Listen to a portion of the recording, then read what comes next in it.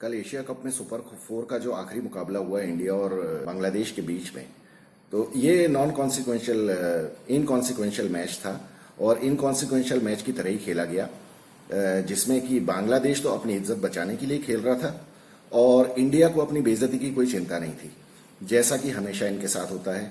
और ये हर चीज में हमको झलक देखने को मिली, इंडिया की बैटिंग में, इंडिया की बॉलिंग में, इंडिया की फील्डिंग में, और उसके बाद इनके मैनरिज्म में, जिस तरह से ये बदतमीजी के साथ हंसी मजाक करते हुए दिखाई देते हैं प्लेयर्स। इनको मैच के हारने जीतने का कोई फर्क पड़ता नहीं है। इनको मालूम है कि इनके पैसे बिल्कुल बराबर इंटैक्ट हैं, चाहे कोई कितने भी मैचेस हार जाए या कितनी भी बुरी तरह से हार जाए, या इनकी अप्रोच गलत हो, या इनके एक्सपेरिमेंटेशंस बिल्कुल इनके मुंह के ऊपर बिल्कुल फ्लैट फॉल कर रहे हैं। लेकिन ना तो रोहित शर्मा को शर्म आती है, ना राहुल द्रविड़ का कोई रिस्पॉन्सिबिलिटी है, और इनके पास केवल एक एक्सक्यूज होता है कि नहीं नहीं नहीं, ये we are keeping the bigger picture in the mind, और उसके हिसाब से हम ये सारे एक्सपेरिमेंट कर रहे हैं और ये एक्सपेरिमेंट करने जरूरी है। मुझे ये एक कोई बात बता दे कि ये एक्सपेरिमेंट्स इतने सारे जो हो चुके हैं, ये कब तक चलते रहेंगे? अभी क्या ये ऑस्ट्रेलिया की सीरीज के अगेंस्ट भी ये एक्सपेरिमेंट्स करते रहेंगे, या कभी कोई टाइम आएगा जिसमें हम अपनी वो 11 खिलाएंगे जो कि हमारी वर्ल्ड कप में पहले मैच में 11 खेलने वाली है? क्या ये टाइम नहीं है कि हमारे इस सारे मैचेस में, इररिस्पेक्टिव ऑफ देयर कॉन्सिक्वेंसेज और सिग्निफिकेंस, हमारी वो 11 नहीं खेलनी चाहिए जो कि वर्ल्ड कप में खेलनी है? सीरियसनेस कब आएगी? हम कब तक एक्सपेरिमेंट करते रहेंगे? मुझे तो ये लगता है कि ये अभी ऑस्ट्रेलिया के साथ भी पूरे एक्सपेरिमेंट करते रहेंगे, और फिर होगा क्या, जब ये वर्ल्ड कप में पहला मैच खेलने जाएंगे उस टाइम इनको ये समझ में नहीं आएगा कि हमारे सेटल्ड 11 हैं कौन। लेकिन मैं आपसे पहले भी ये बात कह चुका हूं कि कोई प्लेयर इस टीम में पक्का हो या ना हो, लेकिन शार्दुल ठाकुर जरूर पक्का है, क्योंकि वो 8वें नंबर पे बैटिंग कर सकता है। और ये पूरे जो सेंटेंस मैंने कहा है, इसमें मोस्ट इंपॉर्टेंट ऑपरेटिव वर्ड है कर सकता है, हालांकि करता नहीं है कभी भी। आप लोगों को किसी को याद है किसी मैच में शार्दुल ठाकुर ने कुछ रन बनाए हो कभी 8वें नंबर पे, 9वें नंबर पे आके?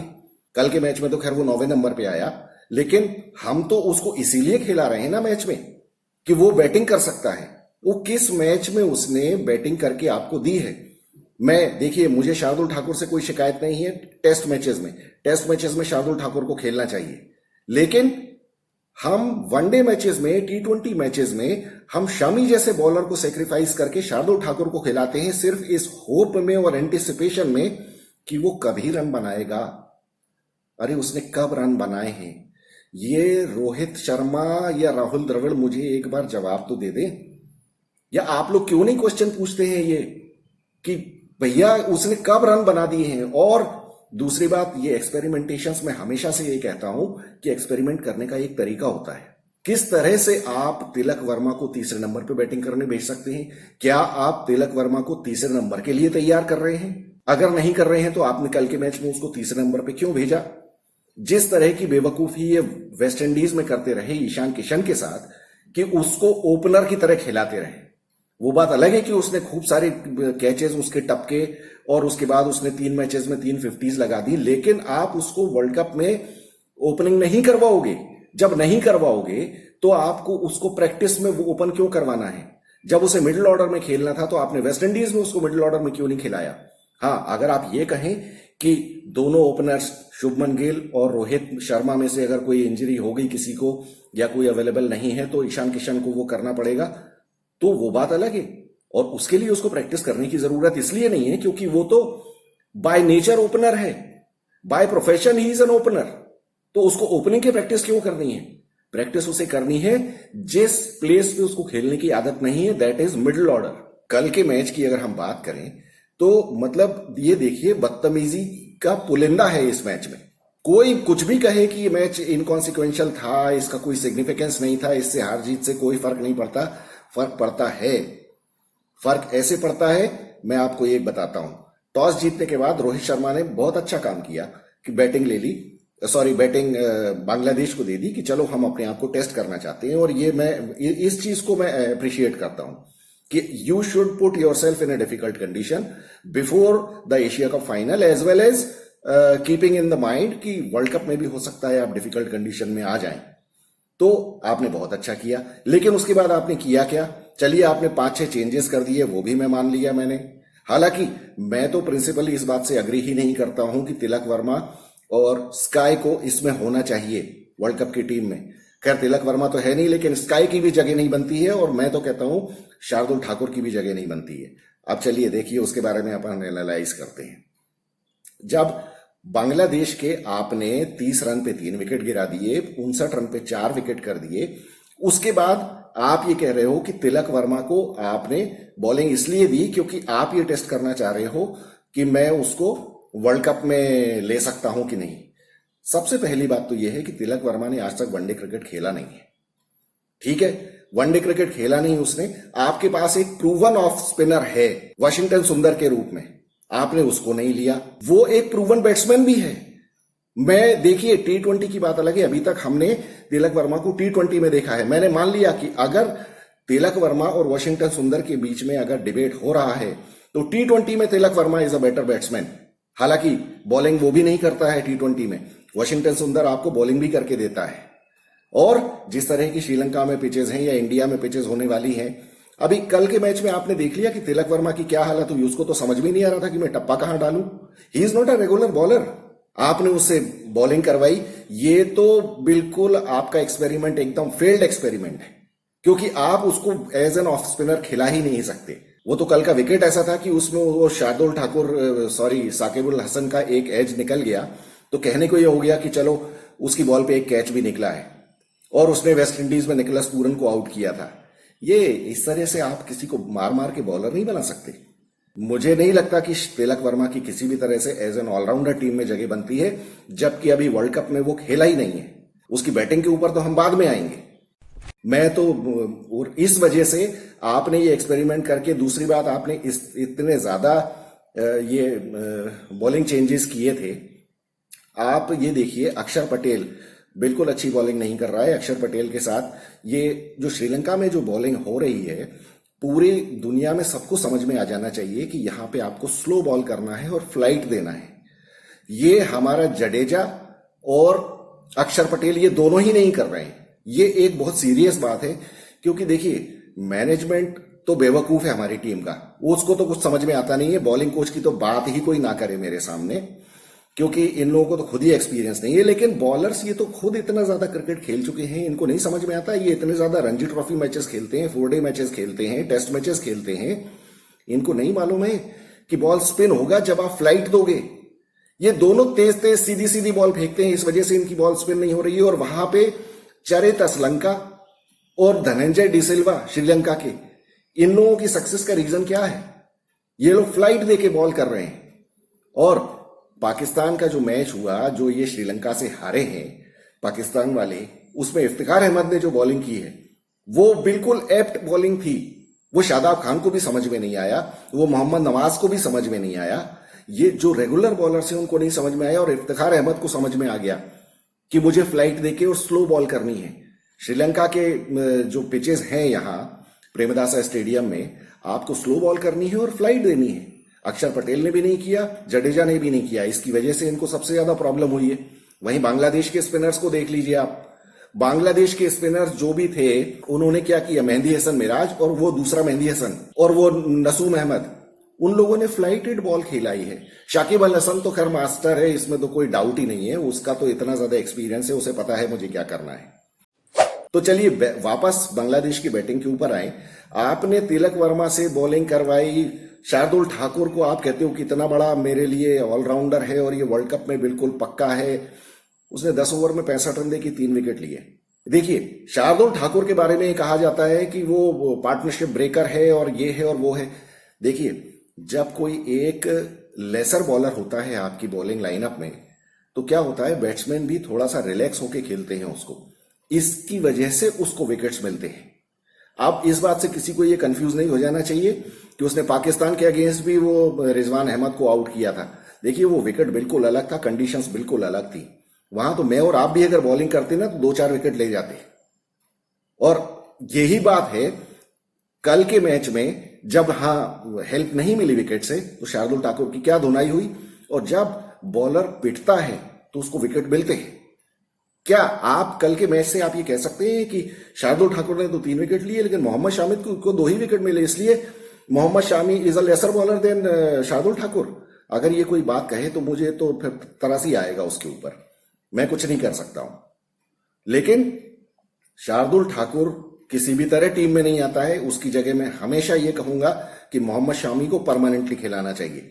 जब मोहम्मद शामी या मोहम्मद सिराज में से कोई अवेलेबल ना हो उस टाइम आप शार्दुल ठाकुर को खिला सकते हैं, लेकिन आप उससे रन बनाने की उम्मीद मत करिए। वहां वर्ल्ड कप में कोई भी टीम ऐसी नहीं आने वाली है जिसके अगेंस्ट शार्दुल ठाकुर को 50 रन बना देगा। देखिए मेनोज जो टीमें हैं, छोटी टीमें जो हैं, अब छोटी टीमों से मतलब हालांकि वर्ल्ड कप में और वनडे मैचेस में, ये लिमिटेड ओवर्स में किसी भी टीम को छोटा नहीं कहना चाहिए, लेकिन फिर भी वनडे क्रिकेट इतना छोटा फॉर्मेट नहीं है। अफगानिस्तान, नीदरलैंड्स, इन टीमों के अगेंस्ट आप क्या सोचते हैं कि कभी शार्दुल ठाकुर की बैटिंग आ जाएगी? हाँ, इंडिया जिस तरह से कभी कभी बैटिंग करता है वो आ भी सकती है, लेकिन आप क्या सोचते हैं जब शुरू के 7-8 बैट्समैन रन नहीं बना पाएंगे तो शार्दुल ठाकुर रन बना देगा? तो जिस विकेट पे इतनी ज्यादा डिफिकल्ट कंडीशंस हैं कि जहां टॉप के 7 बैट्समैन नहीं बना पा रहे हैं, वहां शार्दुल ठाकुर भी रन नहीं बना सकता। वहां आपको अच्छा बॉलर चाहिए, तो वहां या तो आपको depending upon the pitch conditions, वहां या तो आपको अक्षर पटेल को खिलाना है या मोहम्मद शामी को खिलाना है।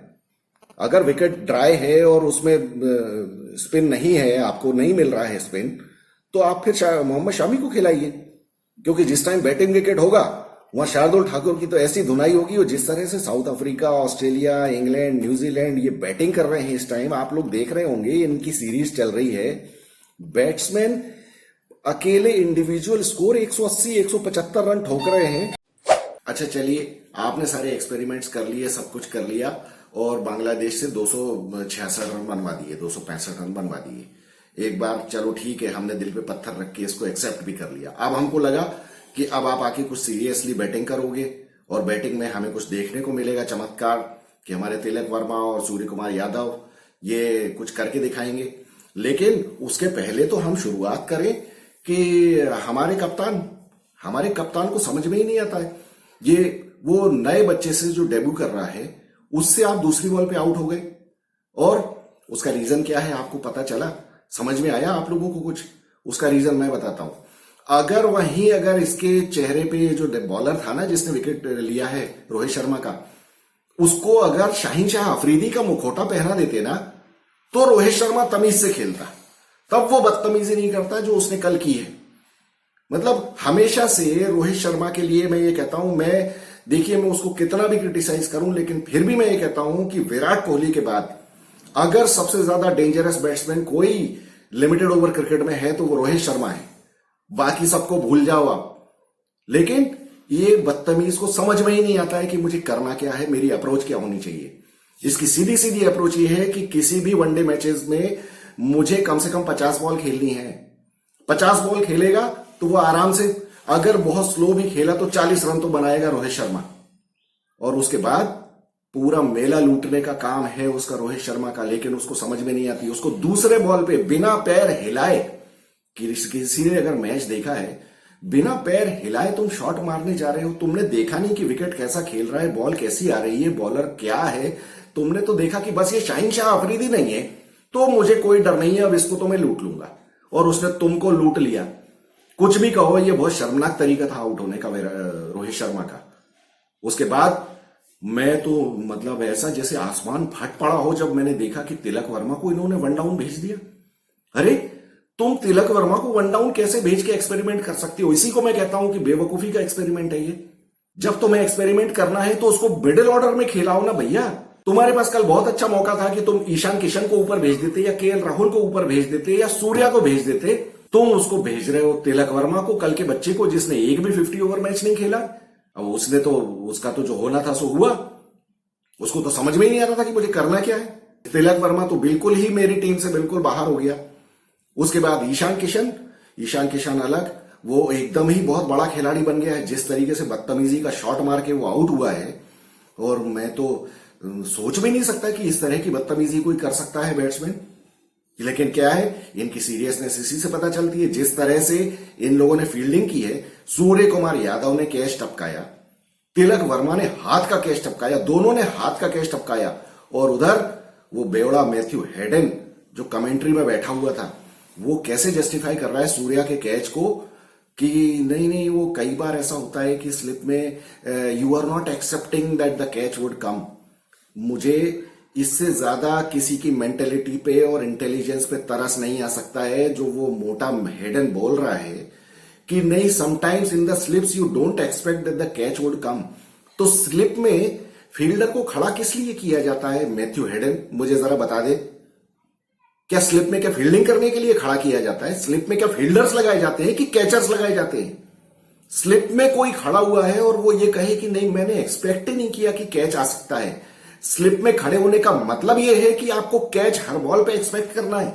सूर्य कुमार यादव ने हाथ से टपकाया कैच, उसके बाद हंस रहे, दांत निकाल के। ये दांत तोड़ देने चाहिए इनके, वहां जाके मुर्गा बनाना चाहिए बाहर। तिलक वर्मा ने हाथ का कैच टपकाया है, ये जिंदगी में कभी इस तरह के कैच टपकते नहीं है। उसके बाद हंस भी रहे इस तरह से। और फील्डिंग में इतने लैप्सेस, ना तो कोई इंटेंसिटी दिखाई दी, ना किसी 2 रन को रोकने की कुछ इनकी मुझे इच्छा नजर आई किसी की भी। 265 रन बनवाए। बैटिंग में आके तिलक वर्मा का तो जो होना सा तो हो गया, उसके बस का था ही नहीं उस विकेट पे खेलने का। ना तो वो ओपनर है कोई, और ना उसको इतना एक्सपीरियंस है कि 1 डाउन जाके खेले, और ना तीसरी बात ये कि आप उसको किसी भी मैच में तीसरे 1 डाउन खेलो भेजोगे। आप क्या सोचते हो, वर्ल्ड कप में अगर आपने उसको टीम में भर भी लिया तो क्या आपको किसी मैच में तीसरे नंबर पे भेजोगे बैटिंग करने? तो फिर आपने कल के मैच में क्यों भेजा? ये फेल्ड एक्सपेरिमेंट इसी को कहा जाता है। ये गलत एक्सपेरिमेंट है। चलिए खैर, वो हो गया।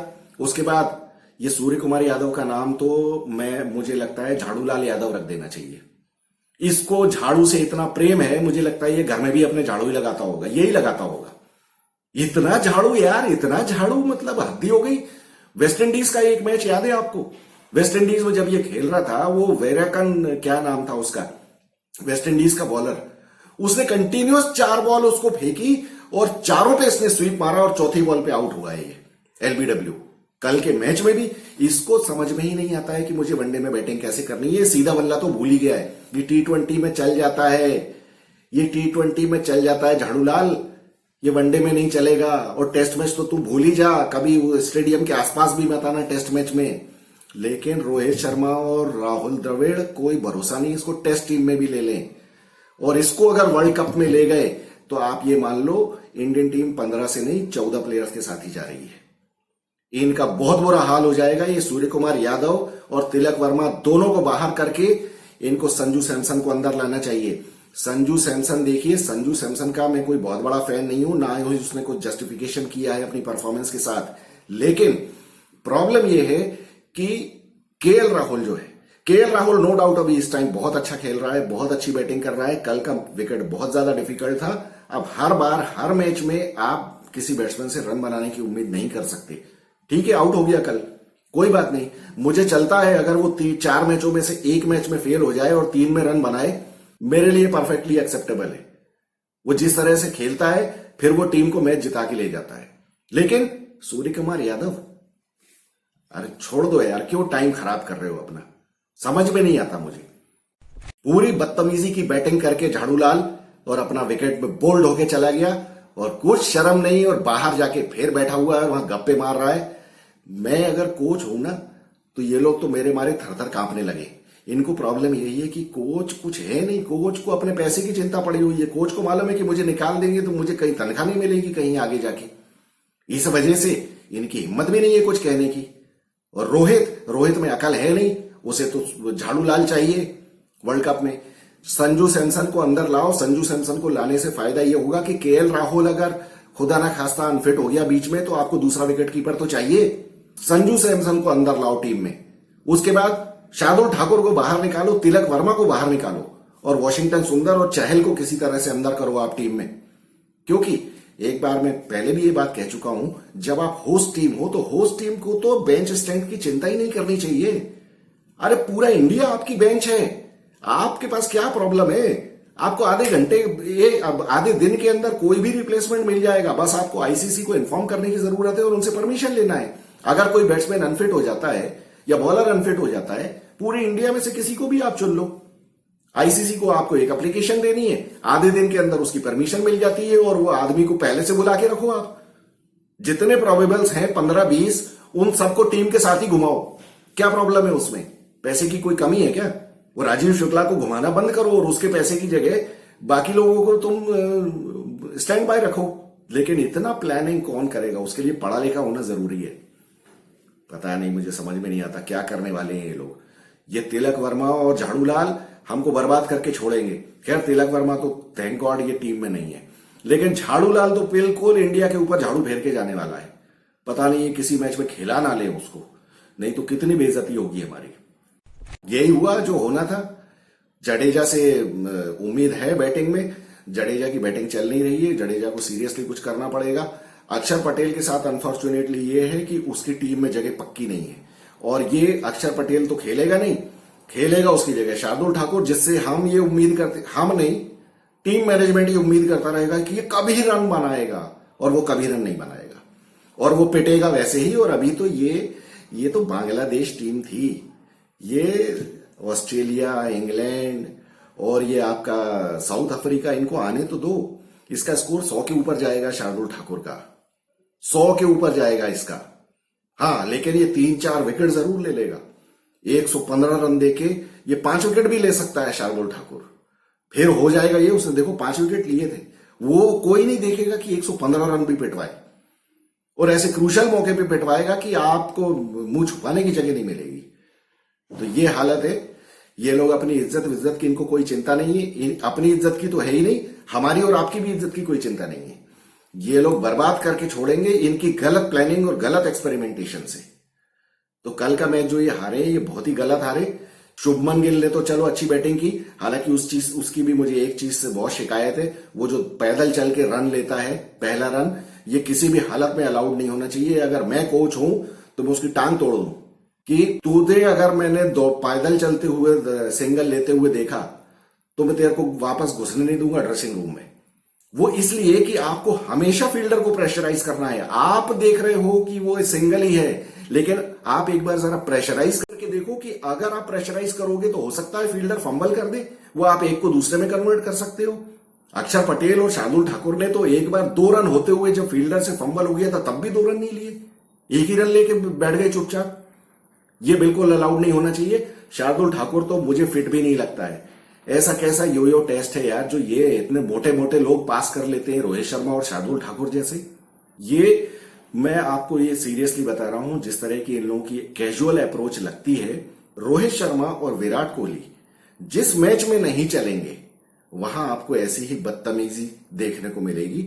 और इनकी, मैं इसीलिए कह रहा हूं आपसे, आपको मैं बार बार वार्न कर चुका हूं, इंडिया से ज्यादा उम्मीद रखी नहीं। ये अगर जीत गए तो बहुत ही मतलब किस्मत की बात है, लेकिन हारना इनका तय है। और खासतौर पे अच्छी टीमों के सामने तो आप देखना अभी इनकी जो चेहरे पे हवाइयां उड़ती हुई नजर आएंगी ना आपको, और जिस टाइम मैचेस फंसेंगे उस टाइम आपको पता चलेगा कि रोहित शर्मा के बाल कैसे खड़े होते हैं। चलिए मिलेंगे कल के मैच के बाद, कल देखते हैं ये लोग क्या गोल खिलाते हैं। अब मैं किसी भी टूर्नामेंट के फाइनल में मैच हार के जाना ठीक बात नहीं है, चाहे वो कुछ भी हो। आप कुछ भी कहते रहो, दिल में आप दिल बहलाने को गालिब ख्याल अच्छा है कि नहीं नहीं हम तो एक्सपेरिमेंट कर रहे थे और ये और वो। अल्टीमेटली फैक्ट ये है कि आप एक उस टीम से मैच हारे हो जो 2012 में आपसे एक बार जीती थी, और वो 2012 का जो एशिया कप का मैच था उसके बारे में भी मैं आपको सच्चाई बता दूं। जो सचिन तेंदुलकर के बहुत ज्यादा वो भक्त है ना सचिन, वो जरा उस मैच का आप ना स्कोर कार्ड उठा के देखना। उस मैच में इंडिया, अगर सचिन तेंदुलकर नहीं होता तो वो इंडिया मैच जीत जाती। वो सचिन तेंदुलकर की वजह से मैच हारे क्योंकि वो नालायक आदमी की 100वीं सेंचुरी होने वाली थी और उसने कितने बॉलों में सेंचुरी बनाई है। और उस टाइम युवराज सिंह और बाकी प्लेयर्स की शक्ल देखने लायक थी। वो मैच मैंने लाइव देखा है, आप लोगों ने अगर नहीं देखा है ना तो जरा जाके उसकी हाइलाइट्स देख लो। उसके बाद उसके भारत रत्न का जो वो दिया है ना उसको एडवोकेट करे कोई। वो एकमात्र मैच ऐसा है जिसकी वजह से सचिन तेंदुलकर से वो भारत रत्न छीन लेना चाहिए। भारत रत्न, क्या बकवास बैटिंग की है सचिन तेंदुलकर ने उस मैच में, और लोग बात कहते हैं क्रिकेट का भगवान माई फुट। उसके बाद से बांग्लादेश ने कल धोया है इंडिया को, और वो क्रेडिट हमारे रोहित शर्मा साहब ने लिया है। चलो बढ़िया है, ये कल के मैच में अगर इन्होंने जरा सी भी बदतमीजी की ना तो श्रीलंका इनके ऊपर भारी पड़ जाएगी बहुत बुरी तरह से। और इनको अभी पता चलेगा हमको। कल के मैच में, यस्टरडे वाले मैच में बांग्लादेश के अगेंस्ट तो इन लोगों ने खूब फन कर लिया, ये कह के कि चलो भाई ठीक है, ये तो इनकॉन्सिक्वेंशियल मैच था तो हम हार गए।